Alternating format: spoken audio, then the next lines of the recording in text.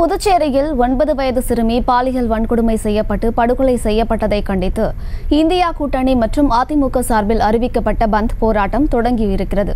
இதுகுறித்தான மேலும் விவரங்களை கொடுப்பதற்காக செய்தியாளர் கிருஷ்ணா இணைப்பில் இருக்கிறாரிடம் பேசலாம். கிருஷ்ணா, விவரங்கள்.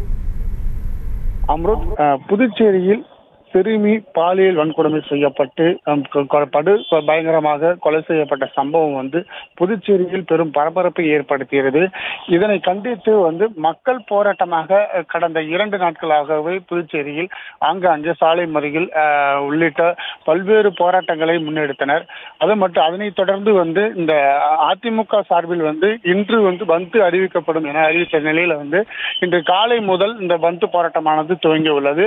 அதே போல இந்தியா கூட்டணி சார்பில் திமுக மற்றும் காங்கிரஸ், விடுதலை சிறுத்தைகள், சிபிஐ, சிபிஎம் உள்ளிட்ட அந்த இந்திய கூட்டணி கட்சிகள் சார்பிலும் இந்த பந்து போராட்டமானது அறிவித்தது. இன்று காலை முதல் இந்த பந்து போராட்டமானது தொடங்கி நடைபெற்று வருகிறது. புதுச்சேரியில் இந்த அரசியல் கட்சிகள் அறிவித்த இந்த பந்து போராட்டம், ஆனால் இது மக்கள் போராட்டமாகவே இந்த பந்து போராட்டமானது நடைபெற்று வருகிறது. முக்கிய சாலைகள் இருக்கக்கூடிய அனைத்து கடைகளுமே மூடப்பட்டுள்ளது. இந்த மூடப்பட்டிருந்தோம் புதுச்சேரி போலீசார் இந்த 500க்கும் மேற்பட்டோர் பாதுகாப்பு பணிகளில் ஈடுபட்டு வருகின்றனர்.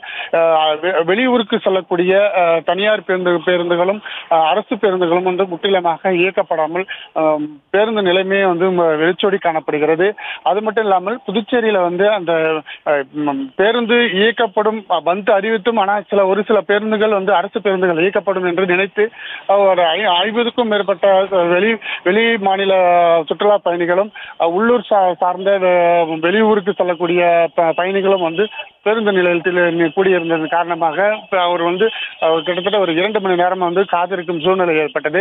இதனை அடுத்து காவல்துறையினர் அவர்களுக்காக பேருந்து தயார் செய்யப்பட்டு புதுச்சேரி காவல்துறையுடைய பாதுகாப்பு வாகனத்தோடு அவர்கள் காரைக்காலுக்கும் உள்ளூர் சேர்ந்த பகுதிகளுக்கும் அனுப்பி வைப்பதற்காக ஏற்பாடுகள் செய்யப்பட்டு அவர்கள் அனுப்பி வைக்கப்பட்டனர். விவரங்களை வழங்கியமைக்கு நன்றி கிருஷ்ணா.